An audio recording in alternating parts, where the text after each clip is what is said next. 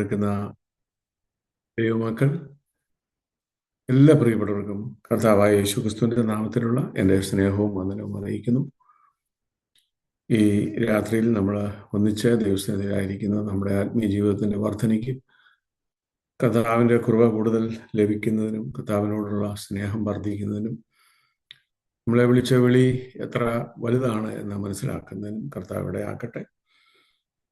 ദൈവമായ കർത്താവ് നമ്മളെ സഹായിക്കട്ടെ. മുഖവരകൾ കൂടാതെ തിരുവചനത്തിലേക്ക് പ്രവേശിക്കാൻ ഞാൻ ആഗ്രഹിക്കുന്നു. 72-ാം സങ്കീർത്തനം അതിൻ്റെ 14-ാമത്തെ വാക്യം ദൈവസന്നിധിയിൽ വായിക്കാം. ശബ്ദമുയർത്തി ആർക്ക് വേണമെങ്കിലും വായിക്കാം. സങ്കീർത്തനം 72-ന്റെ 14-ാമത്തെ വാക്യം. അവരുടെ പ്രാണനെ അവൻ പീഡിയിൽ നിന്നും സാഹസത്തിൽ നിന്നും വീണ്ടെടുക്കും. അവരുടെ രക്തം അവൻ വിലയേറിയതായിരിക്കും. Praise the Lord. വേഗത്തിൽ വരുമേ, മേഘത്തിൽ വരുമേ, എന്നെയും ചേർത്തിടുവാ. വേഗത്തിൽ വരുമേ, മേഘത്തിൽ വരുമേ, എന്നെയും ചേർത്തിടുവാ. കണ്ണുനീർ തുടയ്ക്കും യേശുനാഥനെ, കണ്ണുനീർ തുടയ്ക്കും യേശുനാഥനെ, മാറാനാഥ മാറാനാഥ, എൻ്റെ നിക്ഷേപം നീ തന്നെയാ, എൻ്റെ ഹൃദയവും നിന്നിൽ തന്നെയാ, എൻ്റെ നിക്ഷേപം നീ തന്നെയാ, എൻ്റെ ഹൃദയവും നിന്നിൽ തന്നെയാ. യേശുവേ എൻ ഹൃദയത്തിനുടയോനേ, എൻ ഹൃദയത്തെ കവർന്നോനേ.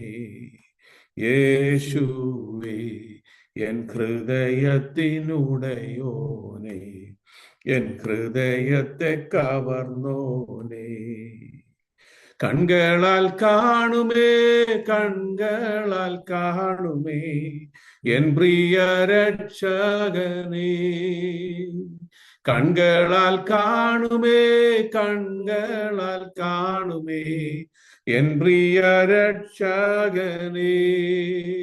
സുന്ദരരൂപനേ വന്ദിതനാഥനേ, സുന്ദരരൂപനേ വന്ദിതനാഥനേ, മാറാനാഥ മാറാനാഥ, എൻ്റെ നിക്ഷേപം നീ തന്നെയാ, എൻ്റെ ഹൃദയവും നിന്നിൽ തന്നെയാ, എൻ്റെ നിക്ഷേപം നീ തന്നെയാ, എൻ്റെ ഹൃദയവും നിന്നിൽ തന്നെയാ.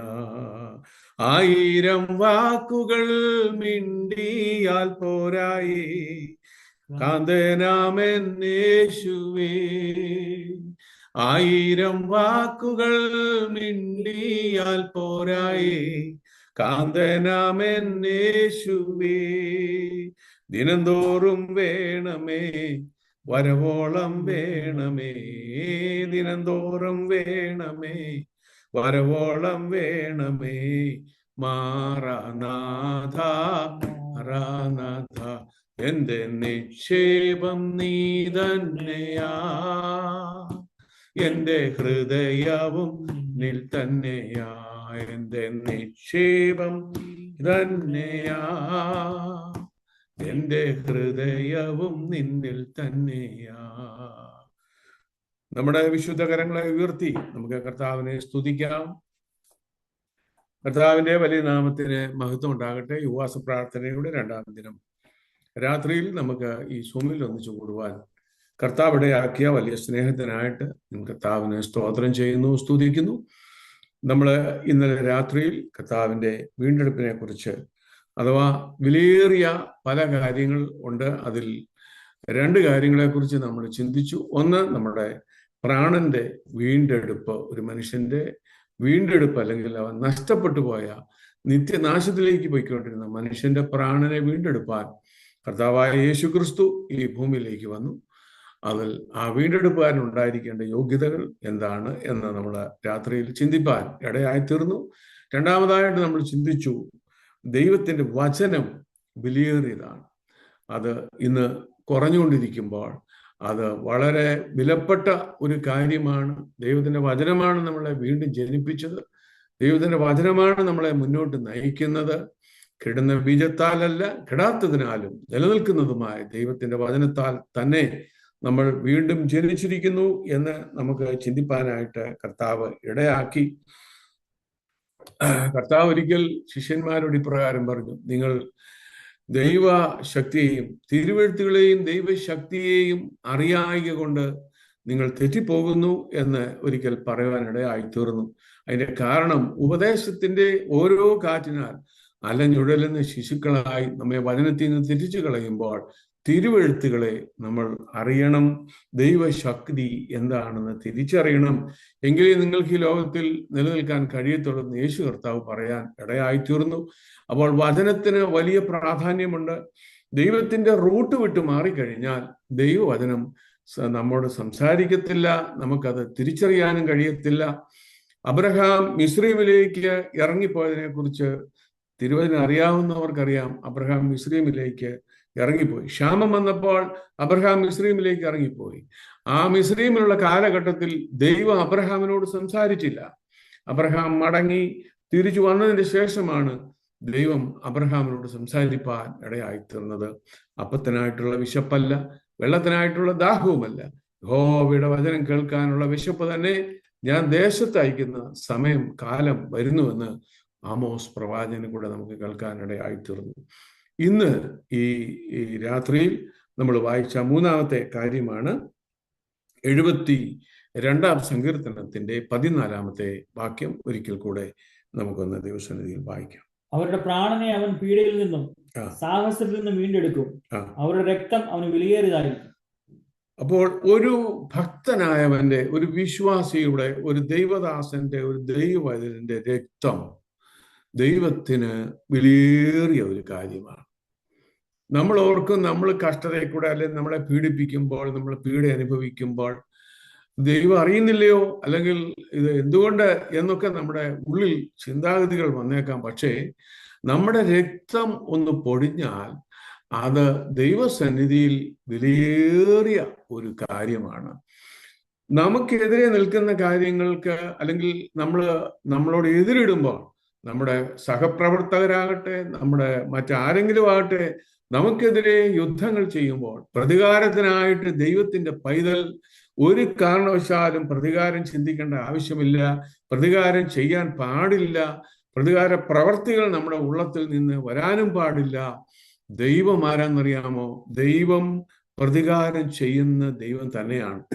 ഭക്തന്റെ നിലവിളി, ഭക്തന്റെ രക്തം ദൈവത്തിന് വിലയേറിയതാണെങ്കിൽ ഒരു കാര്യം ഉറപ്പാക്കിക്കൊള്ളുക, നമ്മുടെ സമയത്തല്ല ദൈവം പ്രവർത്തിക്കുന്നത്, ദൈവത്തിന്റെ സമയത്ത് ദൈവം അത് പ്രവർത്തിക്കും. പ്രതികാരം എനിക്കുള്ളത് ഞാൻ പകരം ചെയ്യുമെന്ന് ദൈവം തന്നെ നമ്മളോട് അരുളി ചെയ്തിട്ടുണ്ട്. നമുക്ക് അതിന്റെ ഒരു ഉദാഹരണമായിട്ട് ചില കാര്യങ്ങളൊന്ന് മനസ്സിലാക്കാം. ശമൂവേലിന്റെ 1-ാം പുസ്തകം 15-ാം അധ്യായത്തിലേക്ക് വരുമ്പോൾ അവിടെ ഒരു കാര്യം നമുക്ക് കാണാനായിട്ട് കഴിയുന്നുണ്ട്. ഇസ്രായേലിന്റെ 1-ാമത്തെ രാജാവായിരുന്നല്ലോ ശൗൽ, ബെന്യാമിൻ ഗോത്രത്തിൽപ്പെട്ട ശൗല്. ഈ ശൗലിനെ ദൈവം ഒരു കാര്യം ഏൽപ്പിച്ചു. ശൗല് ദൈവത്തിന്റെ റൂട്ടിൽ നിന്ന് മാറിപ്പോയെങ്കിലും വീണ്ടും അവനെ തിരിച്ചു കൊണ്ടുവരുവാനായിട്ട് ദൈവം അവന് ഉത്തരവാദിത്വം, ഒരു കാര്യം ഏൽപ്പിച്ചു.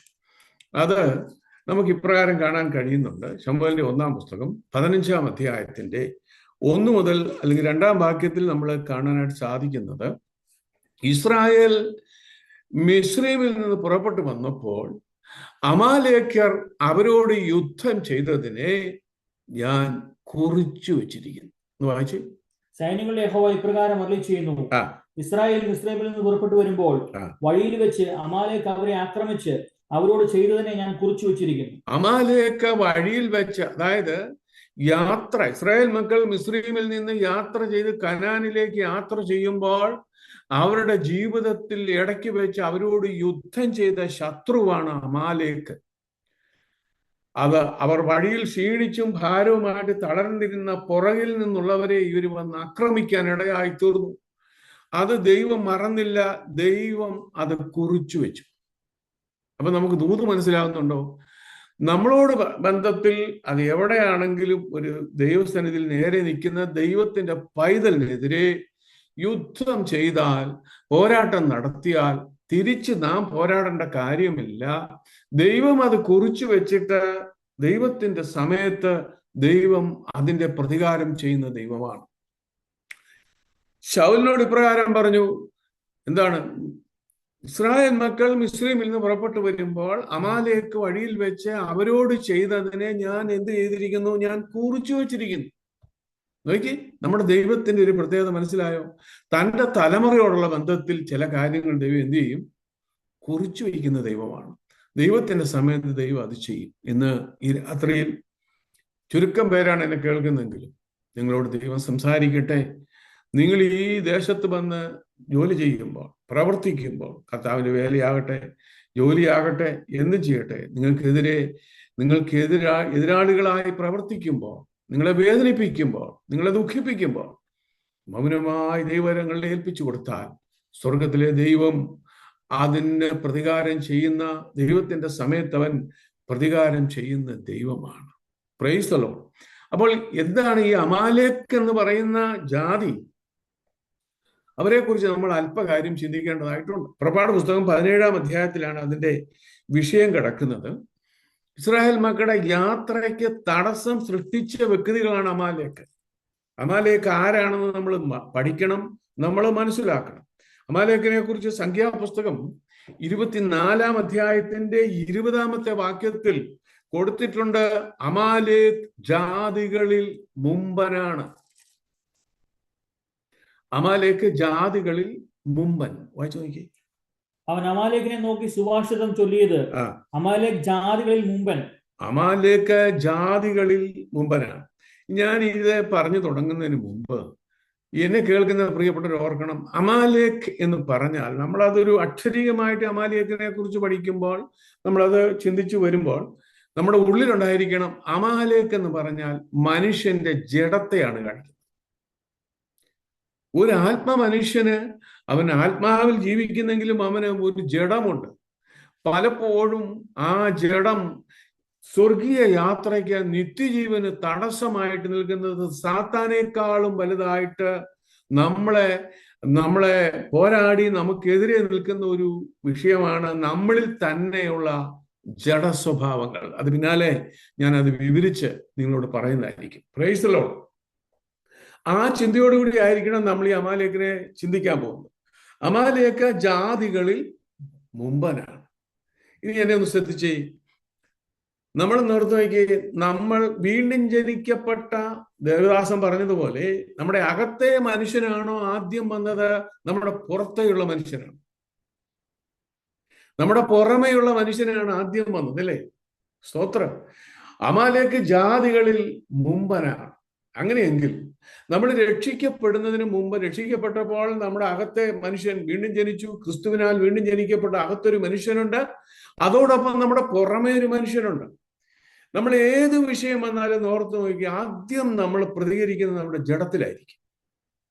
ഇത് ഉപവാസ പ്രാർത്ഥനയാണെന്ന് നമ്മൾ മനസ്സിലാക്കണം. നിങ്ങൾ എന്നോട് ചേർന്ന് പ്രാർത്ഥിച്ച് നിൽക്കണം. അത് നമ്മളോട് തന്നെ ദൈവം ഇടപെടുന്നു. നമ്മുടെ ജഡമാണ് ആദ്യം മുമ്പിൽ വരുന്നത്, അല്ലയോ?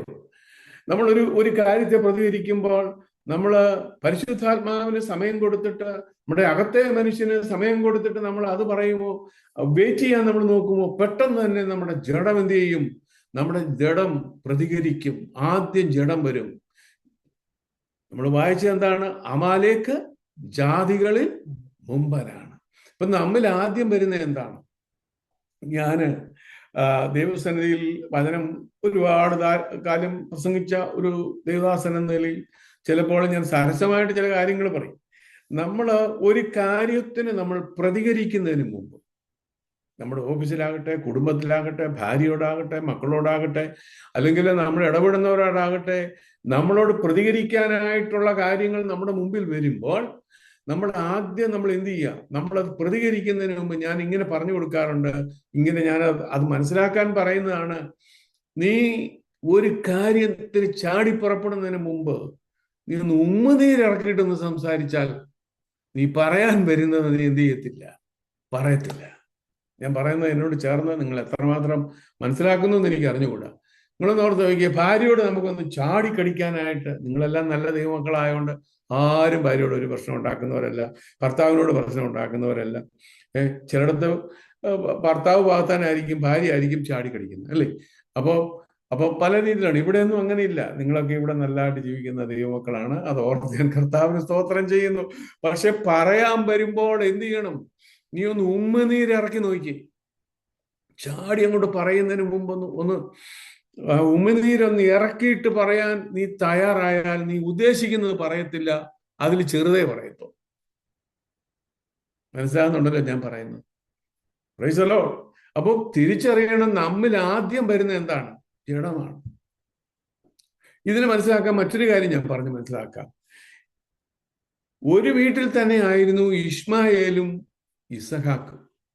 അബ്രഹാമിന്റെ 2 തലമുറകളാണ്. ഒന്ന് ഹാഗാറിനകത്ത് ജനിച്ചത് ഇസ്മായേലും, വാഗ്ദത്ത സന്തതിയായിട്ട് ജനിച്ച ഇസഹാക്കും. ഇസഹാക്ക് വാഗ്ദത്ത സന്തതിയാണ്. അത് അകത്തെ മനുഷ്യന് തുല്യനായിട്ട് നിൽക്കുക. ജഡത്തിൽ വെളിപ്പെട്ട സന്തതിയാണ് ഇസ്മായേൽ. ഇവര് തമ്മിൽ എന്നും ഫൈറ്റിംഗ് ആണ്.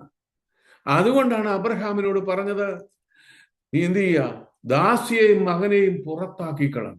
ഉപവാസ പ്രാർത്ഥനയ്ക്കകത്ത് ഞാൻ ദൂത് വെളിപ്പെട്ട് പറയാം, എൻ്റെ ദൈവമക്കളെ, നമ്മൾ ഉപവസിക്കുമ്പോൾ നമ്മുടെ ജഡ സ്വഭാവങ്ങൾക്ക്, പാപ സ്വഭാവങ്ങൾക്ക് അതിനെ പുറത്താക്കാൻ കഴിയുന്നില്ലെങ്കിൽ നമ്മുടെ അകത്തെ മനുഷ്യൻ ശക്തിയോടെ ബലപ്പെടത്തില്ല. അത് കീഴോട്ട് തന്നെ പോയിക്കൊണ്ടിരിക്കും. നമ്മൾ പുറത്താക്കേണ്ടതിനെ നമ്മൾ എന്ത് ചെയ്യണം?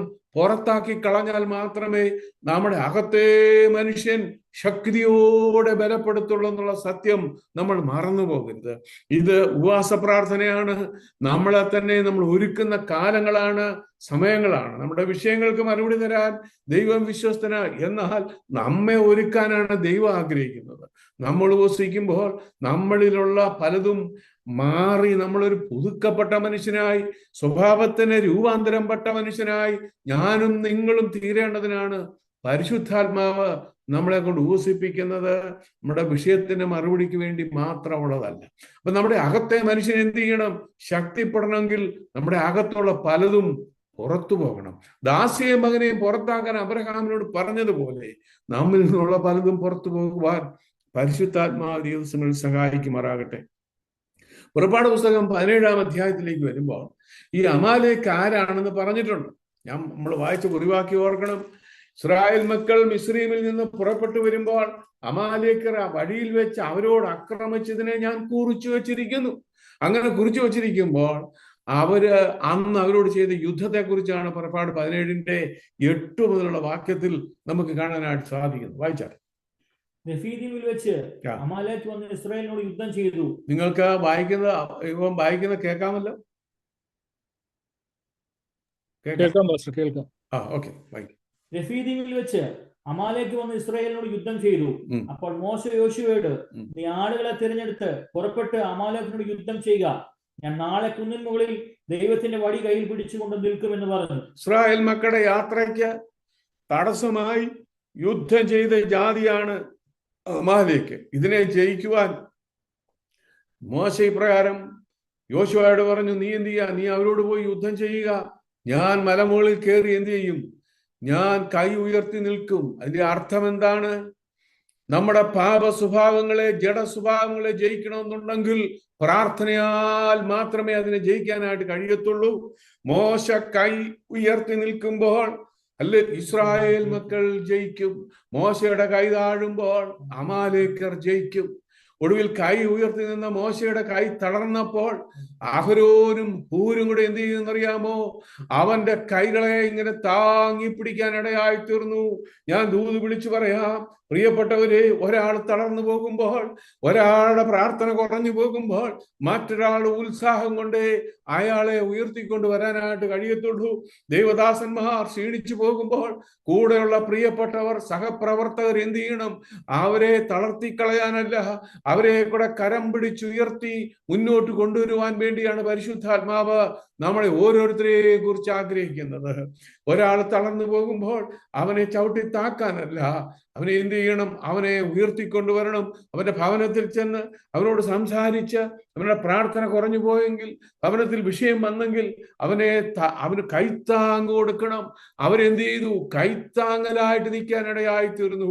ഈ കുഞ്ഞു സഭയോട് ഞാൻ പറയട്ടെ, നിങ്ങൾ പരസ്പരം കൈത്താങ്ങുകൾ കൊടുക്കുന്നവരായി, അന്യോന്യം പ്രബോധിപ്പിക്കുന്നവരായി, അന്യോന്യം ധൈര്യപ്പെടുത്തുന്നവരായി, കൈ കൊടുക്കുന്നവരായി നിന്നാൽ മാത്രമേ ഇത് വളർന്ന് മുന്നോട്ട് പോകാനായിട്ട് സാധിക്കത്തുള്ളൂ.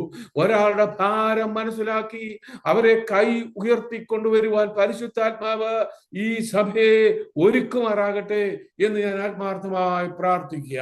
അഹരോനും ഹൂരും എന്ത് ചെയ്തു? കൈകൾ എന്ത് ചെയ്തു? താങ്ങിപ്പിടിച്ചു. വായിച്ചേ. എന്നാൽ മോശയുടെ കൈക്ക് ഭാരം തോന്നിയപ്പോൾ അവർ കല്ലെടുത്തു വെച്ചു, അവൻ അതിന്മേൽ ഇരുന്നു. അഹരോനും ഹൂരും ഒരുത്തിന് ഇപ്പുറത്തും ഒരുത്തിന് അപ്പുറത്തും നിന്ന് അവന്റെ കൈ താങ്ങി. അങ്ങനെ അവന്റെ കൈ സൂര്യൻ അസ്തമിക്കും വരെ ഉറച്ചു നിന്നു. യോശുവ അമാലേക്കിനെയും അവന്റെ ജനത്തെയും വാളിന്റെ വായ്ത്തലയാൽ തോൽപ്പിച്ചു. യഹോവ മോശയോട്, നീ ഇത് ഓർമ്മയ്ക്കായിട്ട് ഒരു പുസ്തകത്തിൽ എഴുതി യോശുവയെ കേൾപ്പിക്കുക. ഞാൻ അമാലേക്കിന്റെ ഓർമ്മ ആകാശത്തിന്റെ കീഴിൽ നിന്ന് അശേഷം മായ്ച്ചു കളയുമെന്ന് കൽപ്പിച്ചു. പിന്നെ മോശ ഒരു യാഗപീഠം പണിതു. അന്ന് യഹോവ നിസി, യഹോവന്റെ കൊടി എന്ന് പേരിട്ടു. യഹോവയുടെ സിംഹാസനത്താണ് യഹോവയ്ക്ക് അമാലേക്കിനോട് ദൈവം സത്യം ചൊല്ലി പറയാ, യഹോവയുടെ സിംഹാസനമാണ്, അമാലേക്കരോട് തലമുറ തലമുറയായി യുദ്ധമുണ്ട്. Praise the Lord. ഇനി നിങ്ങൾ മനസ്സിലാക്കണം, ഈ അമാലേക്കർ ആരാണ്? അവരും ഇസ്രായേലുമായിട്ടുള്ള ബന്ധം എന്താണ്? അതിൽ ഇച്ചിരി ആഴത്തിൽ പോകുന്ന വിഷയങ്ങളാണ്. നമ്മളൊന്ന് ഗ്രഹിക്കണം. വചനം നിങ്ങൾ പിന്നെയാണെങ്കിൽ ഈ പ്രസംഗം കേട്ട് ഇത് പഠിക്കണം. എന്നാലേ നമുക്കിതിൻ്റെ ഒറ്റയടിക്ക് ഒരു പ്രസംഗത്തിൽ ഇത് നിങ്ങൾ ഗ്രഹിക്കണമെന്ന് നിർബന്ധമൊന്നുമില്ല. അമാലേക്കർ ആരാണെന്ന് മനസ്സിലാക്കുവാൻ നമ്മൾ വായിക്കേണ്ട ഒരു വാക്യമുണ്ട്. ഉൽപ്പത്തി പുസ്തകം 36-ാം അധ്യായത്തിന്റെ 12-ാമത്തെ വാക്യം. ഉൽപ്പത്തി പുസ്തകം 36-ാം അധ്യായത്തിന്റെ 12-ാമത്തെ വാക്യം. ശ്രദ്ധിക്കണം. തിമ്ന എന്നവൾ യേശാവിന്റെ മകനായ എലീഫാസിന്റെ വെപ്പാട്ടിയായ തിമ്ന അവർ എലീഫാസിന് അമാലേക്കിനെ പ്രസവിച്ചു. ഇത് മനസ്സിലാവുന്നുണ്ടോ? ഹല്ലേലൂയ.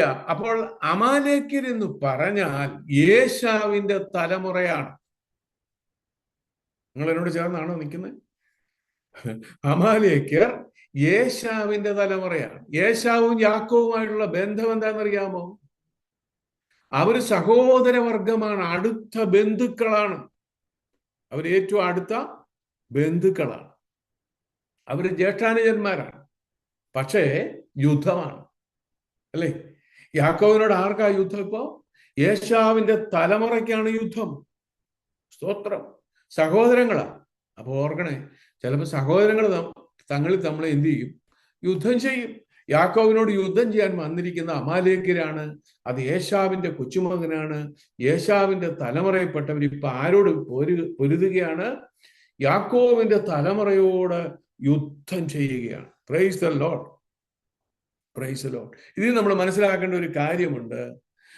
നമ്മുടെ ഉള്ളിൽ തന്നെയാണ് നമ്മളെ തകർക്കുന്ന ശത്രു നിൽക്കുന്നത്. ഉപവാസ പ്രാർത്ഥനയാണ്. വളരെ ആത്മാർത്ഥമായിട്ട് ഇതിനെ പിടിക്കണം. നമ്മുടെ ഉള്ളിലുള്ള പലതും നമ്മളെ എന്ത് ചെയ്യുക? നിത്യജീവന് തടസ്സമായി, ആത്മീയ ജീവിതത്തിന് തടസ്സമായി നിൽക്കുന്നത് നമ്മളിലുള്ള പലതുമാണ്, നമ്മുടെ അകത്തുള്ളതാണ്. ഈ ദാവീദ് ഇപ്രകാരം പറയാനിടയായി തീർന്നു, എന്റെ ഉദരത്തിൽ നിന്ന് പുറപ്പെട്ടവൻ എനിക്കിപ്പോൾ ശത്രുവാണ്. ഒന്ന് വായിച്ചു നോക്കിയേ, അതാരാണെന്ന് ഇതൊക്കെ വിശദീകരിക്കേണ്ട വിഷയങ്ങളാണ്. ശമൂവേൽ 2-ാം പുസ്തകം 16-ാം അധ്യായത്തിന്റെ 11-ാമത്തെ വാക്യത്തിൽ അബ്ശാലോം പിതാവായ ദാവീദിനോട് യുദ്ധം ചെയ്തു. അവനെ നിഷ്കാസനം ചെയ്യുവാൻ, അവനെ പുറത്താക്കുവാൻ മകൻ അപ്പനെതിരെ യുദ്ധം ചെയ്തപ്പോൾ ദാവീദ് പറയുകയാണ്, എന്റെ ഉദരത്തിൽ നിന്ന്, ആ വാക്യം ശ്രദ്ധിക്കണം, എന്റെ ഉദരത്തിൽ നിന്ന് പുറപ്പെട്ട എന്റെ മകൻ തന്നെ എനിക്ക് ശത്രുവായിരിക്കെ ഈ ശിമെയി എന്നെ ശപിക്കുന്നത് വലിയ കാര്യമാണോ? ദൈവം ശിമെയോട് കൽപ്പിച്ചിട്ടുണ്ട്. അതുകൊണ്ടാണ് എന്നോട് അവൻ ഈ യുദ്ധം ചെയ്യുന്നത്. പക്ഷേ നിങ്ങൾ ഓർക്കണം, ശിമെയേക്കാൾ വലുത് എന്റെ കുടുംബത്തിൽപ്പെട്ട എന്റെ സ്വന്തം തലമുറ എനിക്കെതിരെ, എന്റെ ഉദരത്തിൽ നിന്ന് പുറപ്പെട്ടവൻ എനിക്കെതിരെ യുദ്ധം ചെയ്യുമ്പോൾ പിന്നെ ഞാൻ എന്തോ പറയാനാ? ആ ദൈവം കൽപ്പിച്ചിട്ടാണെങ്കിൽ അത് നടക്കട്ടെ എന്നാണ് അവൻ പറഞ്ഞത്. അവന്റെ ഉദരത്തിൽ നിന്ന് പുറപ്പെട്ടവൻ അവനെതിരായി. അതിന്റെ പുതിയ നിയമ വ്യാഖ്യാനം ഞാൻ നിങ്ങൾക്ക് മനസ്സിലാക്കി തരാം. മർക്കോസിന്റെ സുവിശേഷം 7-ാം അധ്യായത്തിന്റെ 20 മുതലുള്ള വാക്യത്തിൽ നമ്മളെ തകർക്കുന്ന, നമ്മുടെ ജീവനെ നശിപ്പിക്കുന്ന, നമ്മളെ ഇല്ലായ്മപ്പെടുത്തുന്ന ചില ശത്രുക്കൾ എവിടെ ഉണ്ട്? നമ്മളിൽ തന്നെ ഉണ്ട്. 1-2 പേരെങ്കിലും ഒന്ന് കര ഉയർത്തി കർത്താവിന് സ്തോത്രം ചെയ്തേ. ഹല്ലേലൂയ. നമ്മളെ തകർക്കുന്ന ശത്രു നമ്മളിലുണ്ട്. ഇത് എത്ര പേർക്ക് ഗ്രഹിക്കാൻ കഴിയുന്നു? നമ്മൾ പറയും അവനാണ് ശത്രു, പിശാചാണ് ശത്രു, അല്ലേ? സ്തോത്രം, സ്തോത്രം. നമ്മൾ അങ്ങനെ ഇങ്ങനെയൊക്കെ പറഞ്ഞുകൊണ്ടിരിക്കും. അതൊക്കെ ശത്രുക്കളാണ്, പിശാച് ശത്രു തന്നെയാണ്. പക്ഷെ നമ്മൾ തന്നെ ചിലത് കിടപ്പുണ്ട് എൻ്റെ ദൈവമക്കളെ. അത് നമ്മൾ തിരിച്ചറിയണം, അല്ലേ? പണ്ടൊരിക്കൽ ഒരുത്തൻ കിണറിന്റെ പക്കത്തിൽ കിടന്ന്, നിങ്ങൾ കേട്ടിട്ട് കാണും, ആരെങ്കിലും ഇവിടെ പറഞ്ഞു കാണും, ഒരുത്തൻ കിണറിന്റെ വക്കേ കിടന്ന് ഇങ്ങനെ ഉറങ്ങുക. നാട്ടിലെ കിണർ, ആഴമുള്ള കിണറല്ല, അതിന്റെ വക്കേ കിടന്ന് ഉറങ്ങിയപ്പോൾ അവൻ കള്ളും കുടിച്ചേച്ചാ കിടക്കുന്നത്. ഉടനെ പിശാചിന് മനസ്സിലായി, ആ പിശാച് ഒന്നും ചെയ്തിട്ടില്ല. പിശാചിനെ തട്ടി ഉണർത്തിയിട്ട് പറഞ്ഞു, എഴുന്നേറ്റ് പോടാ, അല്ലെങ്കിൽ പിന്നെ നിന്നെ ഉരുട്ടി കിണറ്റിലിട്ടത് ഞാനാന്ന് ആൾക്കാർ പറഞ്ഞുകൊണ്ട് വന്നു. എല്ലാം ഒന്നും പിശാചല്ല. ഇവൻ കള്ളു കുടിച്ച് കിണറിന്റെ പക്കത്തിൽ കിടന്നേച്ച് ഇവൻ ഉരുണ്ട് താഴെ പോയാൽ അതിനും പിശാചിന് കുറ്റമായിരിക്കും, അല്ലേ? അവൻ പറഞ്ഞു നീ എഴുന്നേറ്റ് പോടാന്ന് പറഞ്ഞ് അവനെ തട്ടി ഉണർത്തിയതാണ്. അപ്പൊ ഞാൻ പറഞ്ഞു എല്ലാം ഒന്നും പിശാചല്ല, നമ്മിൽ തന്നെ ചിലത് കിടപ്പുണ്ട്. ആ വാക്യം വായിക്കുമ്പോൾ നമുക്കത് മനസ്സിലാവും. വായിച്ചേ. മനുഷ്യരിൽ നിന്ന് പുറപ്പെടുന്നത് അത്രേ മനുഷ്യനെ കണ്ടോ?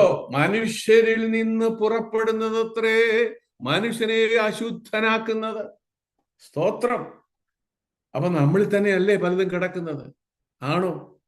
ഇത് തുറന്ന ഫിസിക്കലായ ശുശ്രൂഷയായിരുന്നെങ്കിൽ ഞാൻ വിവേചിച്ച് സംസാരിച്ചേനെ.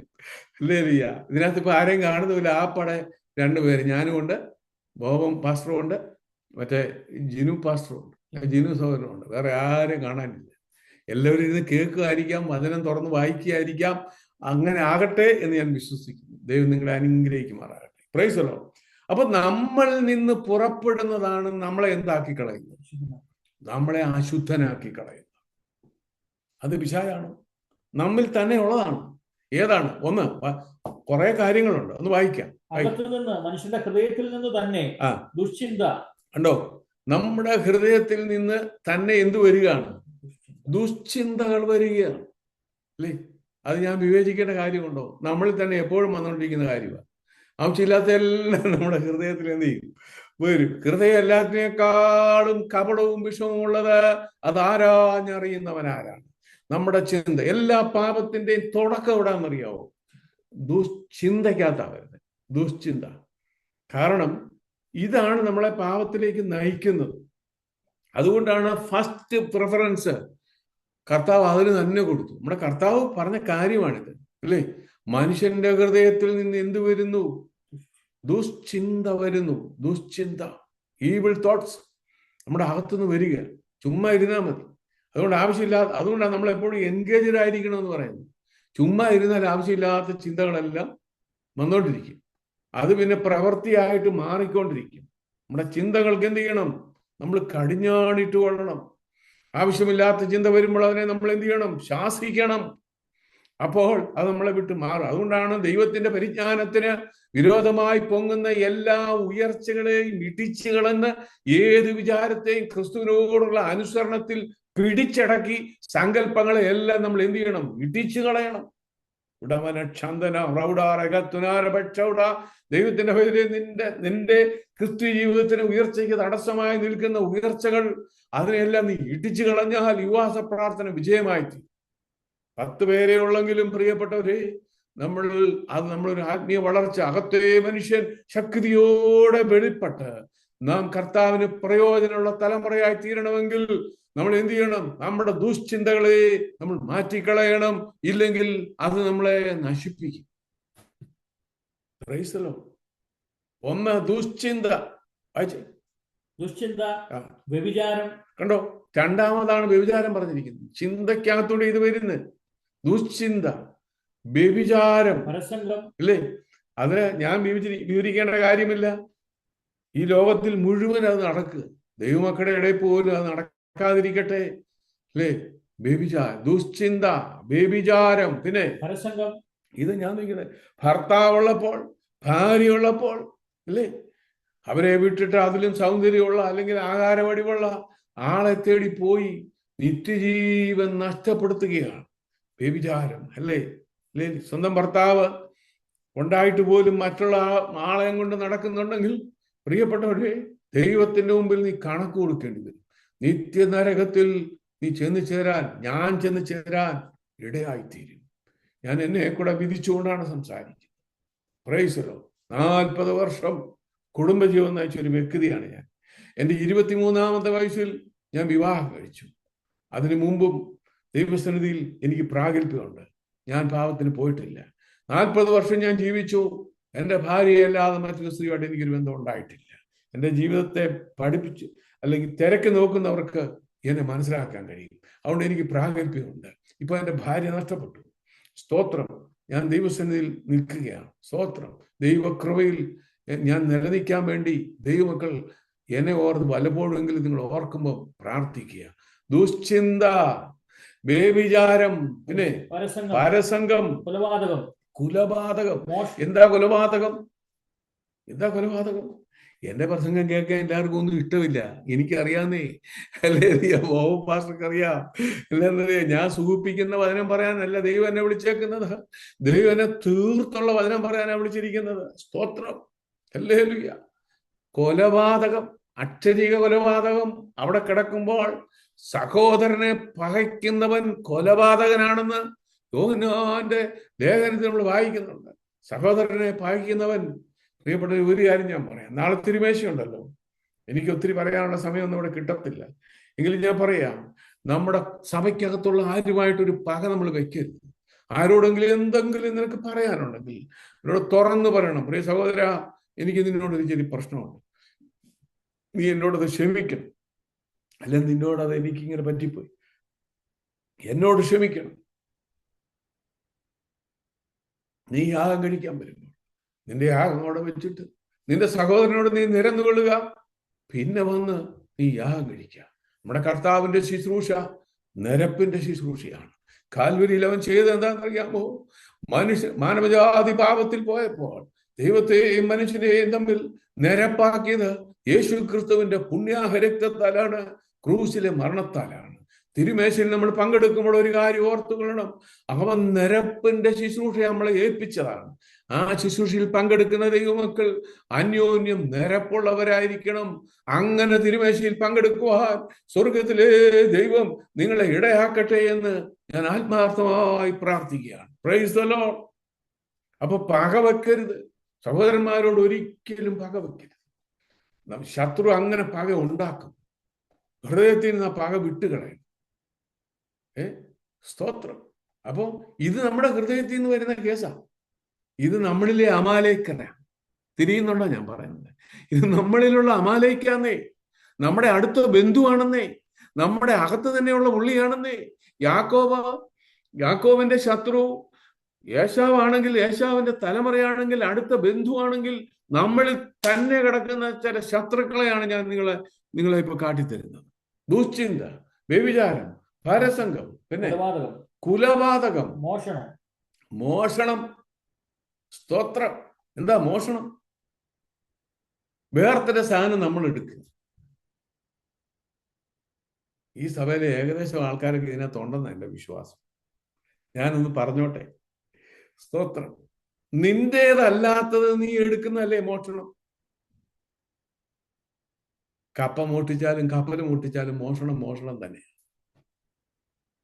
നിന്റേതല്ലാത്തത് നീ എടുക്കുക. നിന്റേതല്ലാത്ത എടുക്കുന്ന മോഷണം എന്ന് പറഞ്ഞ് ഞാൻ ഇച്ചിരി കയറി പറയട്ടെ. ദൈവമക്കളായോണ്ട് നീ ദശാംശം മോഷ്ടിക്കരുത്. സ്തോത്രം. ദൈവമക്കളെ, ഞാൻ അനുഗ്രഹിക്കപ്പെട്ടിരിക്കുന്നതിന്റെ രഹസ്യം എന്താണെന്നറിയാം. ഞാൻ അനുഗ്രഹിക്കപ്പെട്ടവനാണ്. എനിക്കൊരു കുറവുമില്ല. എൻ്റെ കർത്താവ് ഞാൻ അറിഞ്ഞ അന്ന് മുതൽ ഇന്ന് വരെ എൻ്റെ ദശാംശം എന്ന് പറയുന്ന സംഭവം ഞാൻ മാറ്റിവെക്കും. ഞാൻ ദുബായിലായിരിക്കുമ്പോൾ എനിക്ക് കിട്ടുന്ന ശമ്പളത്തിൻ്റെയും കിമ്പളത്തിൻ്റെയും എന്ന് പറഞ്ഞാൽ, കിമ്പളം എന്ന് പറഞ്ഞാൽ ഞാൻ വീട്ടിൽ ചെല്ലുമ്പോഴൊക്കെ എനിക്ക് തരുന്ന അതിൻ്റെ എല്ലാം ഈ ദൈവാസനമൊക്കെ എനിക്ക് വീട്ടിൽ കൊണ്ട് തരാറുണ്ട്. അതെല്ലാം ഞാൻ എടുത്ത് മാറ്റി വെക്കും. അതിൻ്റെ എല്ലാം ദശാംശം ഞാൻ എടുക്കാതെ മാറ്റി ദൈവവേലയ്ക്ക് ഞാൻ കൊടുക്കും. നിങ്ങളോട് ഞാൻ തുറന്നടിക്കാം, നിങ്ങൾക്ക് കിട്ടുന്നതിൻ്റെ നന്മ നിങ്ങൾ ഒരു ഭാഗമെങ്കിലും ഈ ദൈവസഭയുടെ വേലയ്ക്ക് വേണ്ടി നിങ്ങൾ കൊടുക്കണം. നിങ്ങളുടെ നാട്ടിലെ വേലയ്ക്കും നിങ്ങളാലാവുന്നത് കൊടുക്കണം. ദശാംശമെങ്കിലും നിങ്ങൾ കൊടുത്തിരിക്കണം. എൻ്റെ മകൻ്റെ ഭാര്യയോട് പോരാൻ നേരത്ത് ഞാൻ ഒരു കാര്യമേ പറഞ്ഞുള്ളൂ. ഇത്തിരി പൈസ മുടക്കിയാണ് അവൾ ഈ ദേശത്ത് വന്നത്. അപ്പം ഞാൻ അവളോട് പറഞ്ഞു, നീ എന്ത് ചെയ്തോളണം, ദശാംശം മാറ്റിവെക്കണം, അതെടുക്കരുത്, അത് ദൈവത്തിൻ്റെതാണ്. എന്ന് പറഞ്ഞാൽ പച്ചമലയാളം പറഞ്ഞാൽ വിത്ത് ചുട്ട് തിന്നരുത്. അത് മനസ്സിലാവൂ ഈ കൊച്ചു പിള്ളേർക്കൊന്നും. ഞാൻ ഇച്ചിരി 10-60 വയസ്സ് മേളുള്ള ആളാണ്, നിങ്ങളെല്ലാം കൊച്ചു പിള്ളേരാണ്. നിങ്ങൾക്കിത് മനസ്സിലാവുമെന്ന് അറിയത്തില്ല. നാട്ടിൽ വിത്ത് ചൂട് ചേനയുണ്ട്, ചേമ്പുണ്ട്, കാച്ചിലുണ്ട്. അതൊക്കെ പിറ്റത്തെ വർഷത്തേക്ക് വേണ്ടി എന്ത് ചെയ്യുന്നറിയാവോ? നടാൻ വേണ്ടി ഏറ്റവും നല്ലത് മാറ്റിവെക്കും. എന്നിട്ട് എന്ത് ചെയ്യും? പിറ്റത്തെ വർഷം അത് നട്ടാലേ അടുത്ത വർഷം ചേമ്പ് കിട്ടത്തുള്ളൂ, കാച്ചിൽ കിട്ടത്തുള്ളൂ, ചേന കിട്ടത്തുള്ളൂ. പക്ഷെ നീ വിശക്കുമ്പോ നിനക്ക് വിശപ്പ് കയറിയിട്ടേ വിത്തിന് മാറ്റി വെച്ചതും കൂടെ എടുത്ത് ചുട്ട് തിന്നരുതെന്ന്. മനസ്സിലാകുന്നുണ്ടോ? നീ അത് ചുട്ടു വന്നാൽ അടുത്ത വർഷം നിനക്ക് എന്ത് കിട്ടത്തില്ല? നിനക്ക് നല്ല ചേമ്പ് കിട്ടത്തില്ല. ഇത് കറക്റ്റാ എൻ്റെ പ്രിയപ്പെട്ടവരെ. അന്ന് മുതൽ ഇന്ന് വരെ, അറിഞ്ഞ നാൾ മുതൽ ഇന്ന് വരെ ഈ കാര്യത്തിൽ ഞാൻ വിശ്വസ്തനാണ്. എനിക്ക് നല്ല പ്രാഗൽഭ്യമാണ്.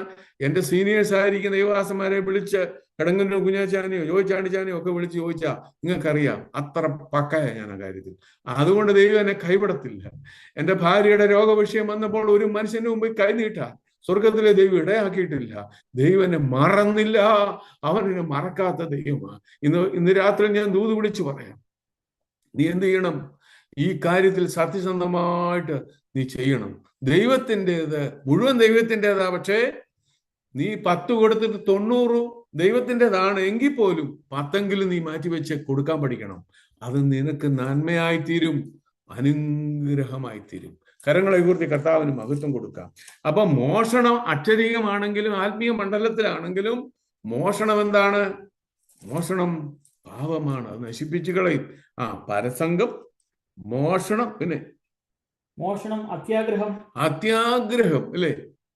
എന്ത് ഈ അത്യാഗ്രഹം? എന്താ അത്യാഗ്രഹം? ഈ പാസ്റ്ററെ കൊണ്ട് സൂമി കയറ്റണ്ടായിരുന്നു എന്നൊക്കെ വിചാരിക്കും അല്ലേ? അത്യാഗ്രഹം എന്താണെന്നറിയാം? ഈ നമുക്കുള്ളത് കൊണ്ട് തൃപ്തി അടയാൻ പഠിക്കണം അല്ലേ?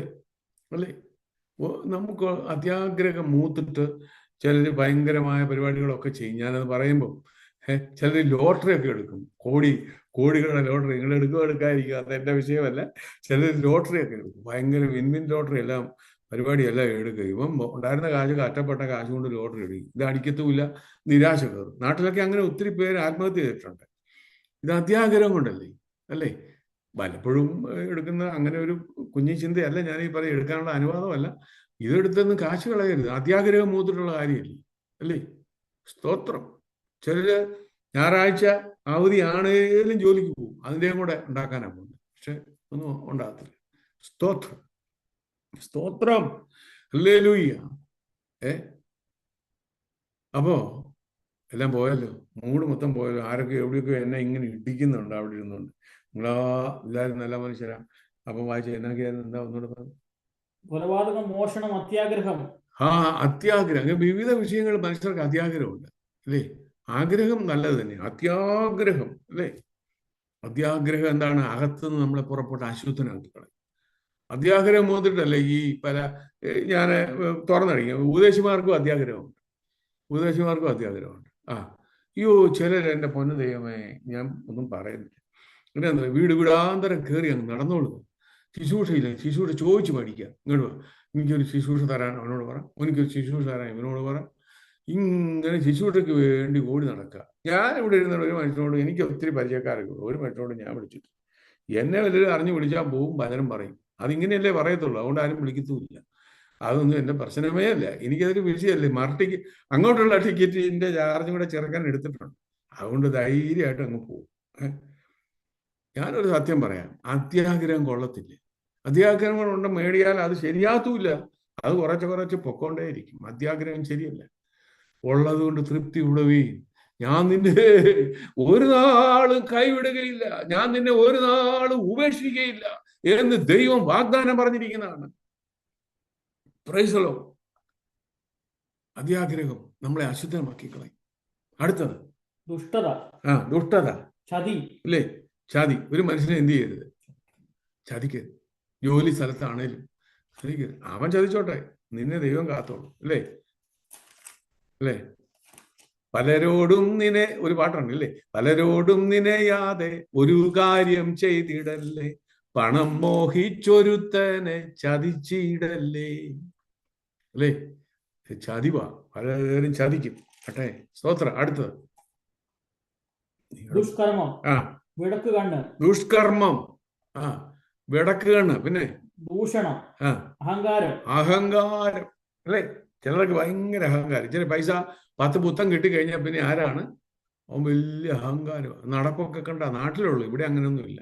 ഇവിടെ ആരെ കണ്ടിട്ട, എന്നാലും അതൊന്നും പ്രശ്നമല്ല. എങ്കിലും ഭയങ്കര അഹങ്കാരമാണ്. ഭയങ്കര ഇത്തിരി കാശൊക്കെ ആയി വലിയ വണ്ടിയൊക്കെ എടുത്തു കഴിഞ്ഞാൽ പിന്നെ അതേ നോക്കി ഇറങ്ങുന്നത്. ഇച്ചിരി പാട്ട് പാടാൻ ഒരു കഴിവുണ്ടെങ്കിൽ ഉടനെ പിന്നെ അങ്ങ് ഇല്ല. കന്നയുടെ കാര്യമല്ല കേട്ടോ പറഞ്ഞു, കന്നയുടെ കാര്യമൊന്നും അല്ല പറഞ്ഞത്. ഇച്ചിരി പാട്ട് പാടാൻ ചെറിയ കഴിവുണ്ടെങ്കിൽ ഉടനെ അഹങ്കാരമാവുക, അല്ലേ? Praise the Lord. എൻ്റെ ദൈവമക്കളെ, അഹങ്കാരികളെ ദൈവം ചിതറിച്ചു കളയും. അഹങ്കാരം പാടില്ല. ശുശ്രൂഷയ്ക്കകത്ത് അഹങ്കാരം പാടില്ല. ഒരു ശുശ്രൂഷ നന്നായാൽ അഹങ്കാരം കയറി കഴിയുമ്പോൾ അടുത്ത ശരിയായി. അഹങ്കാരം പാടില്ല. ദൈവം അഹങ്കാരികളെ ചിതറിച്ചു കളയും, അല്ലേ?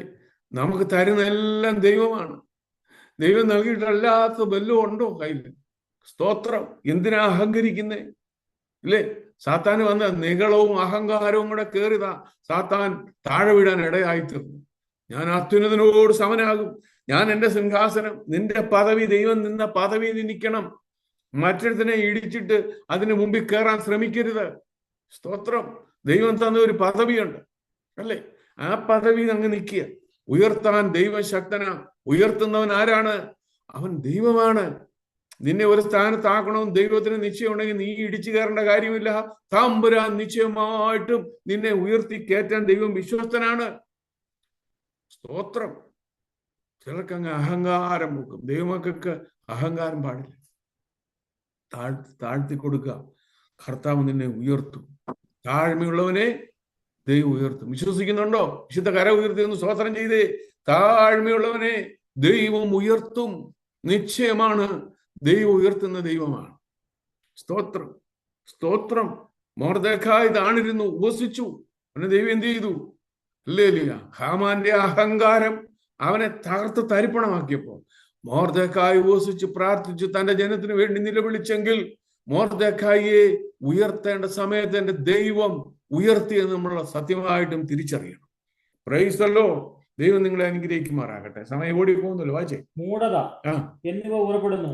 ഈ ദോഷങ്ങളെല്ലാം അകത്തുനിന്ന് പുറപ്പെട്ട് മനുഷ്യനെ അശുദ്ധനാക്കുന്നു എന്ന് അവൻ പറഞ്ഞു. ഈ ദോഷങ്ങളെല്ലാം അകത്തു നിന്ന് പുറപ്പെട്ട് മനുഷ്യനെ അശുദ്ധനാക്കും. അപ്പം അമാലേക്ക് എന്താണ് നിങ്ങൾ തിരിച്ചറിഞ്ഞോ? അമാലേക്ക് എന്താണ് നിങ്ങൾക്ക് മനസ്സിലായോ? നമ്മളോർക്ക് അക്ഷരികമായ അമാലേക്കിനെയും പറഞ്ഞുകൊണ്ടിരിക്കും. അതിന്റെ ആത്മീയ അർത്ഥമാണ് ഞാൻ നിങ്ങളോട് പറഞ്ഞത്. നമ്മുടെ അടുത്ത ബന്ധു, അല്ലെങ്കിൽ യാക്കോവിന്റെ അടുത്ത ബന്ധുവായ ഏശാവിന്റെ തലമുറ അവരെ വഴിയിൽ വെച്ച് ആക്രമിച്ച് അവരെ തകർക്കാൻ നോക്കിയതിനെ ദൈവം കുറിച്ചു വെച്ചെങ്കിൽ ഏറ്റവും അടുത്ത ബന്ധു, ഏറ്റവും അടുത്ത് നമ്മുടെ അകത്തു നിന്നുള്ള ശത്രു ആരാണെന്ന് ഞാൻ നിങ്ങൾക്ക് തെളിയിച്ചു തന്നു. എൻ്റെ പ്രിയപ്പെട്ടവരെ, ഇത് നമ്മളെ എന്താക്കി കളയുന്നു? നിത്യജീവന് തടസ്സമാക്കി നമ്മളെ തകർത്ത് കളയുവാൻ ഈ അകത്തുള്ള കാര്യങ്ങൾക്ക് കഴിയുമെന്ന് ദൈവത്തിന്റെ പരിശുദ്ധാത്മാവ് നിങ്ങളെ ബോധ്യപ്പെടുത്തിയത് ഓർത്ത് ഞാൻ കർത്താവിനെ സ്തോത്രം ചെയ്യുന്നു. അപ്പൊ നീതിമാന്റെ രക്തം യഹോവയ്ക്ക് എന്താണ്? വിലയേറിയതാണ്. വിലയേറിയ മൂന്നാമത്തെ കാര്യം ഞാൻ പറഞ്ഞു കഴിഞ്ഞു. എന്താണ്? മിസ്രയീമിൽ നിന്ന് പുറപ്പെട്ടപ്പോൾ അമാലേക്കർ വഴിയിൽ വെച്ച് അവരെ ആക്രമിച്ചതിനെ ഞാൻ കുറിച്ചു വെച്ചിരിക്കുന്നു. ഒരു ഭക്തനെ ഉപദ്രവിച്ചാൽ ദൈവം അത് മറക്കത്തില്ല, ദൈവം അത് കുറിച്ചു വയ്ക്കും. ഒരു ദൈവത്തിനെതിരെയുള്ള യുദ്ധങ്ങളെ ദൈവം കുറിച്ചു വയ്ക്കും. ഓർത്തുകൊള്ളുക, നീ പ്രതികാരത്തിനായി ഒന്നും ചെയ്യരുത്. ദൈവം പ്രതികാരം ചെയ്യുന്ന ദൈവമാണ്. അവന്റെ കരങ്ങളിൽ നമ്മളെ സമർപ്പിച്ചു കൊടുക്കാം. Praise the Lord. അടുത്തത് നാലാമത്തെ വിലയേറിയ രണ്ട് കാര്യം കൂടെ പറയാൻ പറ്റുമെന്ന് ഞാൻ വിശ്വസിക്കുന്നു.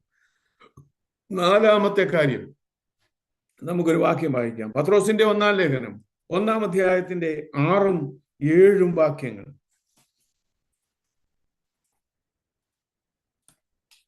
ആർക്കെങ്കിലും ശബ്ദമുയർത്തി അവിടെ ഉണ്ടെങ്കിലും വായിക്കാം കേട്ടോ. വായിക്കാം. നീ വായിച്ചു. പത്രോസിന്റെ 1-ാം ലേഖനം 1-ാം അധ്യായം 6-ഉം 7-ഉം വാക്യം. അതിൽ നിങ്ങൾ ഇപ്പോൾ അല്പനേരത്തേക്ക് നാനാ പരീക്ഷകളാൽ ദുഃഖിച്ചിരിക്കേണ്ടി വന്നാലും ആനന്ദിക്കുക.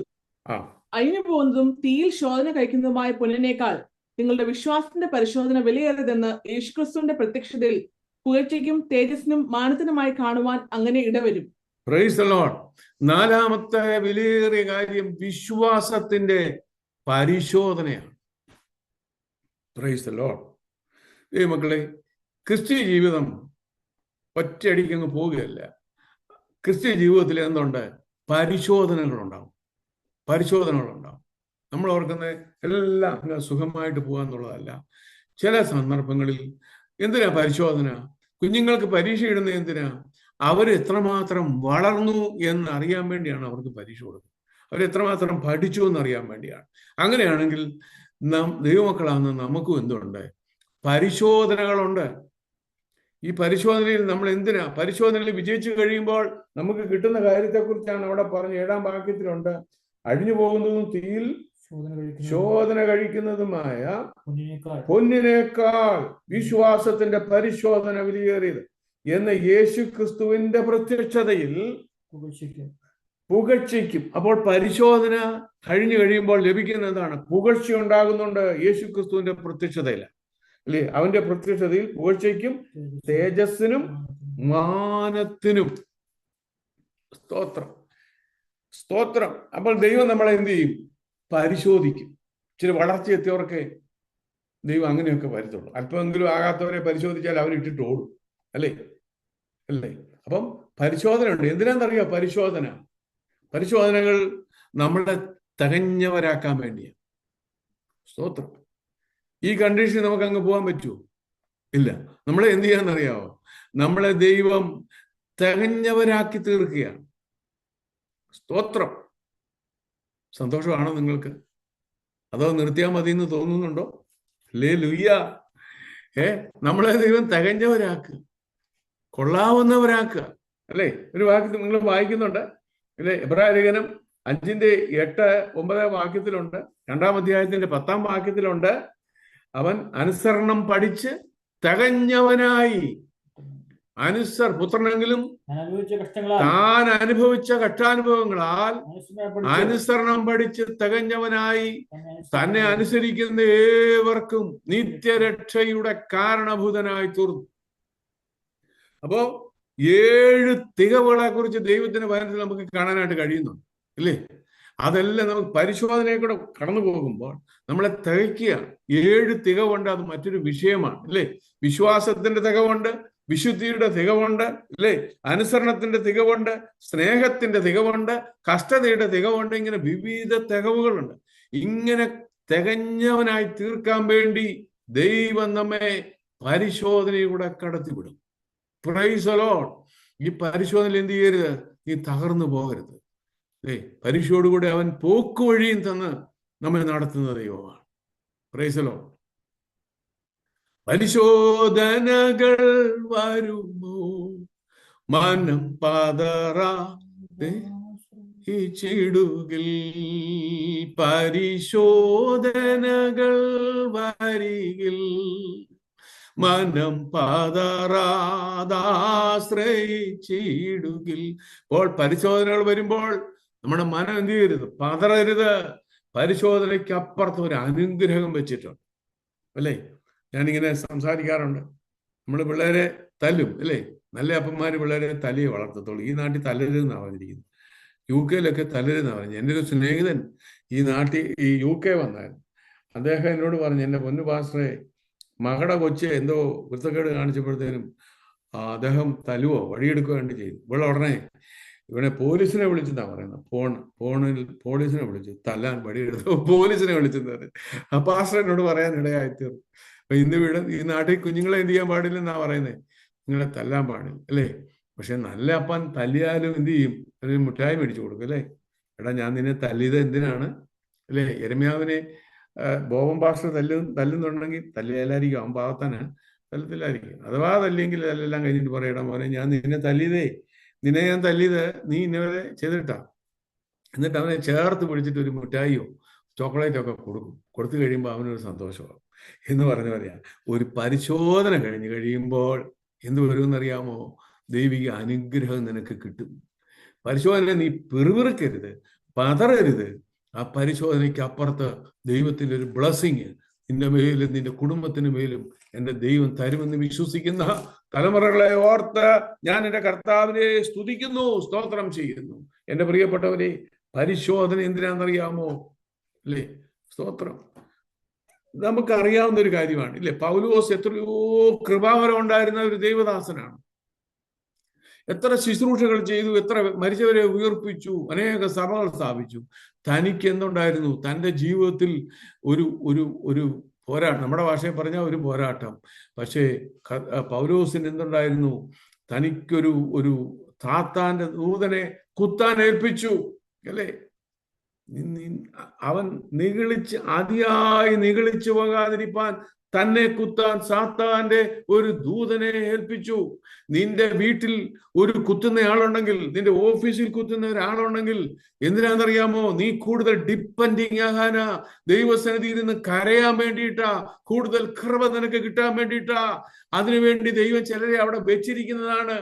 സ്തോത്രം.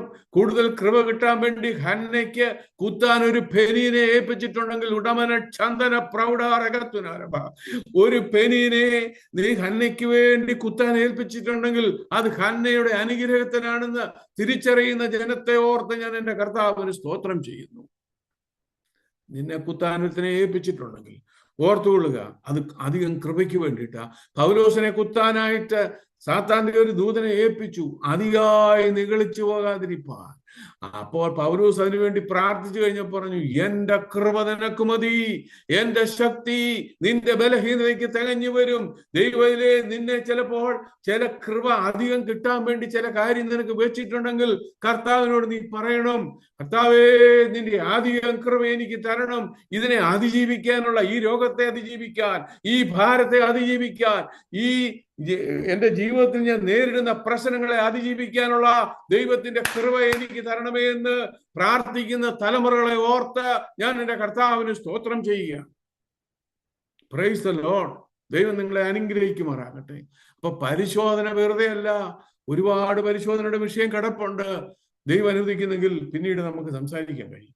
പ്രിയപ്പെട്ടവരെ, പരിശോധന വരുന്നെങ്കിൽ അത് നിന്നെ ഉറപ്പിച്ചു നിർത്താനാ, നിന്നെ ധൈര്യപ്പെടുത്താനാ, അല്ലെ അധികം കൃപ ദൈവത്തിൽ നിന്ന് മേടിച്ചെടുക്കാനാ, അനേകരെ ആശ്വസിപ്പിക്കാൻ വേണ്ടിയാ.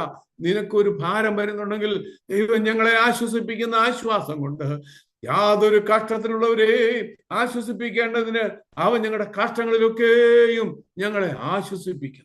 ഉടമന ശന്തന പ്രൗഢാരകത്വനാരവ.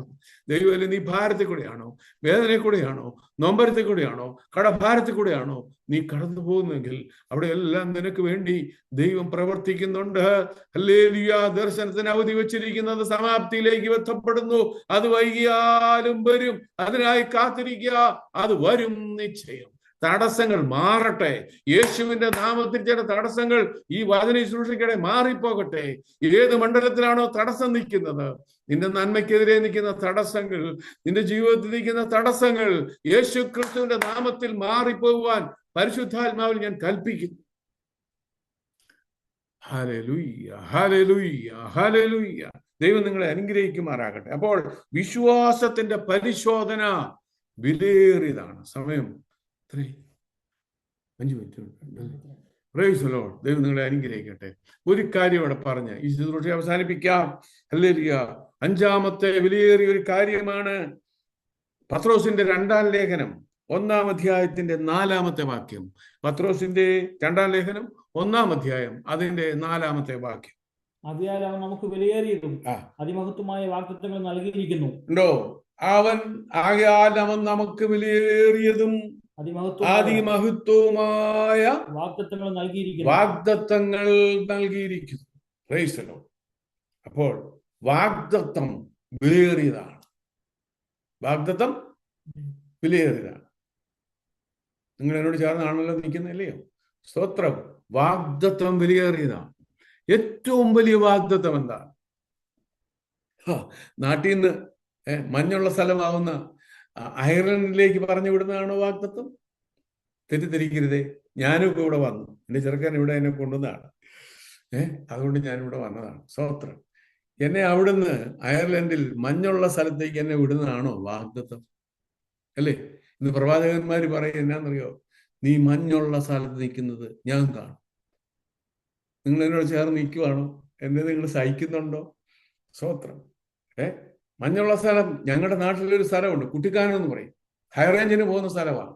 മിക്കപ്പോഴും അവിടെ പോയ മഞ്ഞുണ്ട്, അല്ലേ? അവിടോട്ട് പോകുന്ന കാര്യം മാത്രം ആരും പറയുന്നില്ലല്ലോ. സ്തോത്രം, സ്തോത്രം. Hallelujah, hallelujah. പരുന്തുംപാറ എന്ന് പറഞ്ഞൊരു സ്ഥലമുണ്ട്, ടൂറിസ്റ്റ് പ്ലേസാണ്. ഞാൻ ഈയിടെ അവിടെ നിന്ന് പോയി, എന്നെ കൊണ്ടുപോയതാണ്. എന്നാ മഞ്ഞാന്നറിയോ? അവിടെ പോകുന്ന മഞ്ഞത്ത് നിൽക്കുന്നതാണെന്ന്. ഇതൊക്കെയാണോ വാഗ്ദത്തം? തെറ്റിദ്ധരിക്കരുത് എൻ്റെ ദൈവമക്കളെ. എൻ്റെ ദൈവമക്കളെ, നിങ്ങൾ തെറ്റിദ്ധരിക്കരുത്. ഇവിടെയാണേലും എവിടെയാണേലും മഞ്ഞുള്ളതെന്നുള്ളതല്ല, തണുപ്പുള്ളതെന്നുള്ളതല്ല പ്രിയപ്പെട്ടവരെ. വാഗ്ദത്തം എന്താണെന്നറിയാമോ? ഏറ്റവും വലിയ വാഗ്ദത്തം എന്താണെന്നറിയാമോ? അത് പറഞ്ഞ് ഞാൻ ഇവിടെ നിർത്താൻ പോവുകയാണ്. ഏറ്റവും വലിയ വാഗ്ദത്തം എന്താണെന്നറിയാമോ?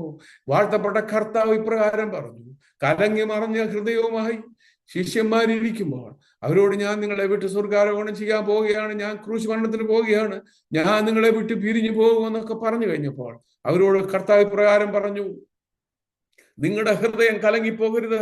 ദൈവത്തിൽ വിശ്വസിപ്പീൻ, എന്നിലും വിശ്വസിപ്പീൻ. എൻ്റെ പിതാവിന്റെ ഭവനത്തിൽ അനേക വാസസ്ഥലങ്ങളുണ്ട്. ഇല്ലെങ്കിൽ ഞാൻ നിങ്ങളോട് പറയുമായിരുന്നു. ഞാൻ നിങ്ങൾക്കൊരു സ്ഥലം ഒരുക്കാൻ പോകുന്നു. ഞാൻ പോയി നിങ്ങൾക്കൊരു സ്ഥലം ഒരുക്കിയാൽ ഞാൻ ഇരിക്കുന്ന ഇടത്ത് നിങ്ങളെയും ഇരുത്തേണ്ടതിന് ഞാൻ പിന്നെയും വന്ന് നിങ്ങളെ എൻ്റെ അടുക്കൽ ചേർത്തുകൊള്ളും. ഇതാണ് ലോകത്തിലേക്കും വെച്ച ഏറ്റവും വലിയ വാഗ്ദത്തം. പിതാവാം ദൈവം ഇരിക്കുന്ന, കർത്താവ് ഇരിക്കുന്ന ആ സ്ഥലത്ത് തന്നെ തന്റെ ഭക്തനെ, തന്റെ മണവാട്ടി സഭയെ ഇരുത്തുമെന്നുള്ള ദൈവത്തിന്റെ വാഗ്ദത്തമാണ് ലോകത്തിലെ ഏറ്റവും വലിയ വാഗ്ദത്തം. ഇത് നീ ഉള്ളിൽ പിടിച്ചുകൊണ്ടായിരിക്കണം മറ്റു കാര്യങ്ങളൊക്കെ പറയുമ്പോൾ ശ്രദ്ധിക്കേണ്ടത്. എൻ്റെ ജീവിതത്തിലെ ഏറ്റവും വലിയ വാഗ്ദത്തം എൻ്റെ കർത്താവ് ഇരിക്കുന്നിടത്ത് അവൻ എന്നെയും ഇരുത്തുമെന്നുള്ളതാണ്. ഞാൻ നിങ്ങൾക്കൊരു സ്ഥലം ഒരുക്കുകയാണ്. ഞാൻ ഇരിക്കുന്നിടത്ത് നിങ്ങളും ഇരിക്കേണ്ടതിന് ഞാൻ പിന്നെയും വന്ന് നിങ്ങളെ എൻ്റെ അടുക്കൽ ചേർത്തുകൊള്ളും. നമ്മളെ ചേർക്കാൻ വേണ്ടി നമ്മുടെ കർത്താവ് രണ്ടാമത് വരും. അയർലൻഡിലാണെങ്കിലും കേരളത്തിലാണെങ്കിലും UK-യിലാണെങ്കിലും അമേരിക്കയിലാണെങ്കിലും തനിക്ക് വേണ്ടി ഒരുങ്ങി കാത്തിരിക്കുന്ന തന്റെ വിശുദ്ധന്മാരെ ചേർക്കുവാൻ നമ്മുടെ കർത്താവ് വരുന്നു. അതാണ് ഏറ്റവും വിലയേറിയ വാഗ്ദത്തം. Praise the Lord. വിലയില്ലാത്തതിന് വേണ്ടി അതിന്റെ പിന്നാലെ ഓടാനല്ല, വില കുറഞ്ഞതിന്റെ പിന്നാലെ ഓടാൻ വേണ്ടിയല്ല ദൈവം നമ്മളെ വിളിച്ചിരിക്കുന്നത്. സ്തോത്രം. വിലയേറിയ വാഗ്ദത്തം പ്രാപിക്കുവാൻ, അതിനുവേണ്ടി ഒരുങ്ങുവാൻ യുവാസ പ്രാർത്ഥനയിൽ ദൈവമായ കർത്താവ് നമ്മളെ ഒരുക്കട്ടെ.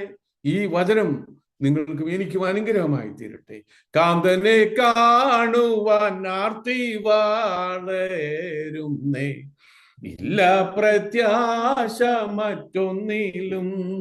കാന്തനെ കാണുവാൻ ആർത്തി വളരുന്നേ, ഇല്ല പ്രത്യാശ മറ്റൊന്നിലും. കണ്ടാലും വേഗം ഞാൻ വന്നിടാമെന്നൂരാ, കണ്ടാലും വേഗം ഞാൻ വന്നിടാമെന്നൂരാ. ചെയ്ത പ്രിയൻ വരും നിശ്ചയം, ചെയ്ത പ്രിയൻ വരും നിശ്ചയം. കാന്തനെ വളരുന്നേ, ഇല്ല പ്രത്യാശ മറ്റൊന്നിലും. ഈ പ്രത്യാശയോടുകൂടി വിലയേറിയ വാഗ്ദത്തങ്ങളെ പ്രാപിച്ചുകൊണ്ട് കർത്താവിന്റെ സന്നിധിയിൽ അവന്റെ മണവാട്ടി സഭയായി കർത്താവ് വരുമ്പോൾ അവനോടുകൂടെ എടുക്കപ്പെടുന്ന സഭയായി തീരുവാൻ ഈ ദൈവസഭയെയും എന്നെയും ദൈവം ഒരുക്കട്ടെ എന്നുള്ള പ്രാർത്ഥനയോടുകൂടി എൻ്റെ വാക്കുകളെ ഞാൻ നിർത്തുന്നു. ദൈവം നിങ്ങളെ അനുഗ്രഹിക്കുമാറാകട്ടെ. ഹല്ലേലൂയ. വളരെ അനുഗ്രഹിക്കപ്പെട്ട വചനം ദൈവം നമ്മളോട് ദൈവദാസനിലൂടെ അരുളി ചെയ്തു. ഹല്ലേലൂയ. ഹല്ലേലൂയ. പ്രാണന്റെ വീണ്ടെടുപ്പിനെ കുറിച്ച് ഹല്ലേലൂയ ദൈവദാസൻ വളരെ ശക്തമായി നമ്മളോട് ഹല്ലേലൂയ വിവരിച്ചു പറഞ്ഞു. ഹല്ലേലൂയ. ഇന്ന് ദൈവദാസൻ പറഞ്ഞത് ഹല്ലേലൂയ അവരുടെ പ്രാണനെ അവൻ പീഡയിൽ നിന്നും സാഹസത്തിൽ നിന്നും വീണ്ടെടുക്കും. അവരുടെ രക്തം അവന് വിലയേറിയത് എന്തെന്ന് ദൈവദാസനിലൂടെ നമ്മളെ കേൾപ്പിച്ചു. Hallelujah, hallelujah, hallelujah, hallelujah. പ്രാണന്റെ വീണ്ടെടുപ്പ്. കഴിഞ്ഞ ദിവസം നമ്മൾ ആ വീണ്ടെടുപ്പിന്റെ വിലയെക്കുറിച്ച്, പ്രാണന്റെ വീണ്ടെടുപ്പിന്റെ വിലയെക്കുറിച്ച് നമ്മൾ കേട്ടു. അതിനുള്ള യോഗ്യതകളെ കുറിച്ച് നമ്മൾ കേട്ടു. ഹല്ലേലൂയ. ഇന്ന് ദൈവത്തിന്റെ വചനത്തിന്റെ അതിന്റെ വിലയെക്കുറിച്ച് നമ്മൾ കേട്ടു. ഹല്ലേലൂയ. നീതിമാന്റെ രക്തം യഹോവയ്ക്ക് വിലയേറിയതെന്ന് അതിൽ കേൾക്കുവാൻ ഇടയായി തീർന്നു. ഹല്ലേലൂയ. വിശ്വാസത്തിന്റെ പരിശോധന അത് ഏറ്റവും വിലയേറിയതെന്ന് കേൾക്കുവാൻ ഇടയായി തീർന്നു. ഹല്ലേലൂയ. പരിശോധനയിൽ തളരാതെ ഹല്ലേലൂയ ദൈവത്തിനു വേണ്ടി അത് നമ്മൾ ഹല്ലേലൂയ പൊന്നുപോലെ പുറത്തു വരുന്ന ഹല്ലേലൂയ കർത്താവിന് യോഗ്യമായ അവസ്ഥയിലേക്ക് കൊണ്ടുവരുന്ന അവസ്ഥകളെ കുറിച്ച് അത് തികവിനെ കുറിച്ച് നമ്മൾ കേൾക്കുവാൻ ഇടയായി തീർന്നു. പല തികവുകളെ കുറിച്ചൊക്കെ ദേവദാസൻ പറഞ്ഞു. ഹല്ലേലൂയ. ഏറ്റവും വലിയ വാഗ്ദത്തം വാഗ്ദത്തം വിലയേറിയത്. ഏറ്റവും വലിയ വാഗ്ദത്തം, ഞാൻ നിങ്ങൾക്ക് വേണ്ടി സ്ഥലം ഒരുക്കുവാൻ പോകുന്നു. ഞാൻ സ്ഥലം ഒരുക്കിയാൽ വീണ്ടും വന്ന് നിങ്ങളെ അവിടെ ചേർത്ത് കൊള്ളും. കർത്താവ് ഇരിക്കുന്നിടത്ത് നമ്മളെ ഇരുത്തും. നമ്മുടെ സ്വന്തം കണ്ണുകളാൽ അവനെ ഒരു നാൾ കാണും. അമാലേക്യ ശക്തിയെ കുറിച്ച് നമ്മൾ കേട്ടു. അത് ജഡത്തിന്റെ ശക്തിയാണ്. അമാലേക്കിന് ദൈവത്തോട് എന്നും യുദ്ധമുണ്ടെന്ന് കേൾക്കുവാൻ ഇടയായി തീർന്നു. ഹല്ലേലൂയ. നമ്മൾ ജഡത്തിലാണ് വസിക്കുന്നത്. നമ്മുടെ ആത്മാവ് വീണ്ടെടുക്കപ്പെട്ടു. നമ്മുടെ ഹല്ലേലൂയ. എന്നാൽ നമ്മുടെ ശരീരം അത് വീണ്ടെടുക്കപ്പെടേണ്ടതുണ്ട്. ഹല്ലേലൂയ. അതുകൊണ്ട് ആ ജഡത്തിന് ഹല്ലേലൂയ എന്നും നമ്മളോട് ആ യുദ്ധമുണ്ട്. അകത്തെ മനുഷ്യൻ ഈ ദിവസങ്ങളിൽ ബലപ്പെടുവാൻ, നമ്മുടെ അകത്തുനിന്ന് പുറപ്പെടുന്നതിനെ കുറിച്ചൊക്കെ കേൾക്കുവാൻ ഇടയായി തീർന്നു. ഹല്ലേലൂയ. നമ്മൾ മറ്റുള്ളവരിലേക്ക് നോക്കണ്ട, നമ്മളെ തന്നെ ഒന്ന് നോക്കാം. ഹല്ലേലൂയ. വചനത്തിന് മുമ്പിൽ നമ്മളെ സമർപ്പിക്കാം, നമ്മളെ ശോധന ചെയ്യാം. ഹല്ലേലൂയ. അതിനായി നമ്മളെ ദൈവം സഹായിക്കട്ടെ. ഈ ദിവസങ്ങളിൽ ജഡീക പ്രവൃത്തികളെ കർത്താവ് ആത്മാവിനാൽ ജഡത്തെ ജയിക്കുവാൻ, ആത്മാവിനാൽ ജഡത്തെ ജയജീവിതം നയിക്കുവാൻ ദൈവം നമ്മളെ സഹായിക്കട്ടെ. അതിന് ആത്മാവ് തുണ നിൽക്കട്ടെ.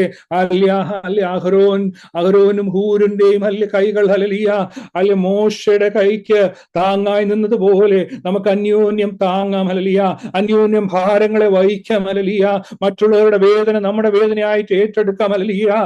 മറ്റുള്ളവരെ സ്നേഹിക്കുവാൻ, മറ്റുള്ളവരെ കരുതുവാൻ, മറ്റുള്ളവർക്ക് വേണ്ടി പ്രാർത്ഥിപ്പാൻ ഈ ദിവസങ്ങളിൽ ദൈവസഭയെ നമ്മൾ സഹായിക്കട്ടെ. ഈ ദിവസങ്ങളിൽ ജഡത്തിൻ്റെതായ എല്ലാ പ്രവൃത്തികളെയും അഴിക്കുവാൻ ഈ ദിവസങ്ങളിൽ ആത്മാവിന്റെ നിയന്ത്രണത്തിൽ ആത്മാവിനെ അനുസരിച്ച് ജീവിപ്പാൻ ദൈവം നമ്മളെ സഹായിക്കട്ടെ. ദൈവസ്നേഹം ഓർത്ത് നമുക്ക് പ്രാർത്ഥിക്കാം. നാളെ നടക്കേണ്ട ശുശ്രൂഷകളെ ഓർത്ത് പ്രാർത്ഥിക്കാം. ഏറ്റവും അനുഗ്രഹമായി തീരുവാൻ, വലിയ പ്രവൃത്തി അയക്കുവാൻ ദൈവസഭ ദൈവസന്നിധിയിൽ വെച്ചിരിക്കുന്ന വിഷയങ്ങളിന്മേൽ വിടുതൽ കണ്ട് ദൈവത്തെ മഹത്വപ്പെടുത്തുവാൻ വചനമയച്ച് കർത്താവിന്റെ വചനമയച്ച് അത് നിവർത്തീകരിക്കും. അതിനായി ദൈവാസനെ ശക്തീകരിക്കുവാൻ, എല്ലാം അനുഗ്രഹമായി തീരുവാൻ, ആദ്യോടെ ദൈവത്തിന്റെ പരിശുദ്ധാത്മ ഭരിച്ചു നയിക്കുവാൻ നമ്മളെ തന്നെ സമർപ്പിച്ചുകൊണ്ട് പ്രാർത്ഥിക്കാം. പരിശുദ്ധനും നിത്യനും നീതിമാനുമായ സ്വർഗീയ പിതാവേ, നല്ല രാത്രി സമയത്തിനായി സ്തുതിക്കുന്നു. ഉപവാസത്തോടും പ്രാർത്ഥനയോടും കൂടി അവിടെ സന്നിധിയിലായിരിക്കാൻ അടിയങ്ങളെ അവിടെ സഹായിച്ചുവല്ലോ. അടിയങ്ങളെ അവിടുന്ന് ഇത്രത്തോളം സഹായിച്ചനായ സ്തോത്രം. ദേവദാസനെ ഞങ്ങളുടെ മധ്യേ ശക്തമായി അവിടുന്ന് ഉപയോഗിച്ച കൃപയ്ക്കായി സ്തുതിക്കുന്നു. ദേവദാസനിലൂടെ അവിടുന്ന് അരുളി ചെയ്ത എല്ലാ വചനങ്ങൾക്കായി സ്തുതിക്കുന്നു. പ്രാണന്റെ വീണ്ടെടുപ്പ് വിലയേറിയത് ദിവസങ്ങളിൽ ആ വില മനസ്സിലാക്കി വാഗ്ദത്തം ചെയ്ത ദൈവം വിശ്വസ്തൻ. അത് അവിടുന്ന് നിർവഹിക്കും. അവിടുത്തെ രക്തം കൊടുത്ത് സമ്പാദിച്ച ദൈവസഭയെ അവിടുത്തെ സമർപ്പിക്കുന്നപ്പാ. ഞങ്ങളുടെ ജഡത്തിലെ പ്രവർത്തികളെ ഈ ദിവസങ്ങളിൽ കണ്ടുപിടിച്ച് ആത്മാവിൽ അതിനെ ജയിപ്പാൻ അടിയങ്ങളോട് സഹായിക്കണമേ പ്രാർത്ഥിക്കുന്നപ്പാ. ഒരു രൂപാന്തരത്തിലേക്ക് അടിയങ്ങളെ വഴി നടത്തണമേ. ഞങ്ങളുടെ കുറവുകളോട് ക്ഷമിക്കണമേ പ്രാർത്ഥിക്കുന്ന. ശുദ്ധീകരണം കൂടാതെ ആരും ദൈവത്തെ കാണുന്നതിൽ വചനം പറയുന്നപ്പാ. അവിടുത്തെ രക്തം കൊടുത്ത് അവിടുന്ന് സമ്പാദിച്ചതാണ്. ഈ ദിവസങ്ങളിൽ ഞങ്ങൾക്കുള്ളവരല്ല. അവിടുന്നാണ് ഇതിനുടയവൻ. അവിടുത്തെ കരങ്ങളിലേക്ക് സമർപ്പിക്കും. വന്നുപോയ കുറവുകളോട് ക്ഷമിക്കണമേ പ്രാർത്ഥിക്കുന്നു. അവിടുത്തെ വചനത്താൽ അടിയങ്ങളെ ശുദ്ധീകരിക്കണമേ, രക്തത്താൽ കഴുകണമേ, ശുദ്ധീകരിക്കണമേ പ്രാർത്ഥിക്കുന്നു. ദൈവസഭയിൽ ഓരോ കുടുംബങ്ങളെ സമർപ്പിക്കുന്നു. അവിടെ സഹായിക്കണമേ പ്രാർത്ഥിക്കുന്നു. വചന പ്രകാരം ഞങ്ങളുടെ ജീവിതത്തെ ക്രമീകരിച്ച് വിശുദ്ധിയോടെ നീതിയോടെ ജീവിച്ച അവിടുത്തെ വരവെങ്കിൽ കാണപ്പെടുവാൻ സഭയായി ഞങ്ങളെ സഹായിക്കണം. സഭയായ ഒരു ശുഭയാത്ര അവിടെ കൽപ്പിക്കണമേ പ്രാർത്ഥിയാൽ ദിവസനെ ഈ ദിവസം അല്ലെങ്കിൽ 2 ദിവസവും ശക്തിയോടെ അവിടെ ഞങ്ങളുടെ മധ്യ ഉപയോഗിച്ചതിനായി സ്തുതിക്കുന്നു. അപ്പാ പിന്നെ അവിടുന്ന് ബലപ്പെടുത്തണമേ. നാളെ നടക്കേണ്ട ശുശ്രൂഷകളെ അവിടുന്ന് മാനിക്കണമേ. ദൈവനത്തെ കൂട്ടി വരുത്തണമേ. രോഗികളിലൂടെ കടന്നു പോകുന്ന പ്രിയ ദൈവമക്കളെ അവിടെ സൗഖ്യമാക്കണമേ. അവിടുത്തെ ആണിപ്പാളുടെ കരം വെച്ച് അവിടുന്ന് വിടുവിക്കണമേ, സൗഖ്യമാക്കണമേ. ആരോഗ്യത്തോടെ സൗഖ്യത്തോടെ കടന്നു വന്ന് ഒരുമിച്ച് അവിടുത്തെ നാമത്തെ മഹത്വപ്പെടുത്തുവാൻ സഹായിക്കണമേ. നാളത്തെ വിശുദ്ധ സഭായോഗത്തെ അവിടുന്ന് അനുഗ്രഹിക്കണമേ. Hallelujah, hallelujah. തിരുവിയോഗം അനുഗ്രഹമാക്കി തീർക്കണമേ. ഹല്ലേലൂയ. തിരുമേശയിൽ അനുഗ്രഹമാക്കി തീർക്കണമേ. പ്രഗത്ഭത്തോടെ കൈ നീട്ടുവാൻ ഞങ്ങളെ സഹായിക്കണമേ. പ്രാർത്ഥിക്കുന്നു. ഓരോ ശുശ്രൂഷകളും അവിടുത്തെ സാന്നിധ്യം കൂടെ ഇരിക്കണമേ. ദൈവപ്രവൃത്തി കണ്ട് അവിടുത്തെ മഹത്വപ്പെടുത്തുവാൻ സഹായിക്കണം. ദൈവാസനെ അവിടെ ശക്തീകരിക്കണമേ. അല്ലെങ്കിൽ പിന്നെയും ശക്തിയോടെ അവിടുന്ന് ഉപയോഗിക്കണമേ. അവിടുത്തെ പ്രവൃത്തി കൊണ്ട് അവിടുത്തെ മഹത്വപ്പെടുത്തുവാൻ അവിടുത്തെ കൃപ ഞങ്ങളുടെ തലമുറകളെ സമർപ്പിക്കുന്നപ്പാ. അവർ കടന്നു വന്ന് ദൈവത്തെ ആരാധിപ്പാൻ, മഹത്വപ്പെടുത്തുവാൻ, ആത്മാവിന്റെ അഭിഷേകത്താൽ അവർ നിറയപ്പെടുവാൻ അവിടെ ഞങ്ങളെ സഹായിക്കണമേ. പ്രാർത്ഥിക്കുന്നു. അന്ത്യകാലത്ത് ഞാൻ സകല ജഡത്തിന്മേലും എന്റെ ആത്മാവിനെ പകരുമെന്നുള്ള വാഗ്ദത്തം അടിയങ്ങൾ മേൽ, ഞങ്ങളുടെ തലമുറകൾ മേൽ അവിടുന്ന് പകരണമേ. ഞങ്ങൾ അവിടുത്തോട് അപേക്ഷിക്കുന്നു. ഹല്ലേലൂയ. ഞങ്ങളെ സമർപ്പിക്കുന്ന എല്ലാ നന്മകൾക്കായി സ്തുതിക്കുന്നപ്പാ. എല്ലാ കടന്നു വന്ന എല്ലാ ദൈവമക്കളെ ഇവിടെ സഹായിക്കണമേ. അവരുടെ ആവശ്യങ്ങൾ അറിഞ്ഞ് അവിടുന്ന് മനസ്സലിഞ്ഞ് അവരോട് പ്രവർത്തിക്കണം. പുരുഷാരത്തെ കണ്ട് മനസ്സലിഞ്ഞ് അപ്പന്റെ കരങ്ങളിലേക്ക് സമർപ്പിക്കുന്നു. അവിടെ സഹായിക്കണമേ. പ്രവൃത്തി അയക്കണമേ. പ്രാർത്ഥിക്കുന്നു. ഹല്ലേലൂയ. നാളത്തെ എല്ലാ ശുശ്രൂഷയിലും അവിടുത്തെ ഒരു സാന്നിധ്യം കൂടിയിരിക്കണം. പൂർണ്ണമായി സമർപ്പിക്കുന്നു. എല്ലാ നന്മകൾക്കായി സ്തോത്രം. പ്രാർത്ഥന അവിടുന്ന് കേട്ടിരിക്കുക. സ്തോത്രം. യേശു ക്രിസ്തുവിൻ നാമത്തിൽ തന്നെ. ആമേൻ.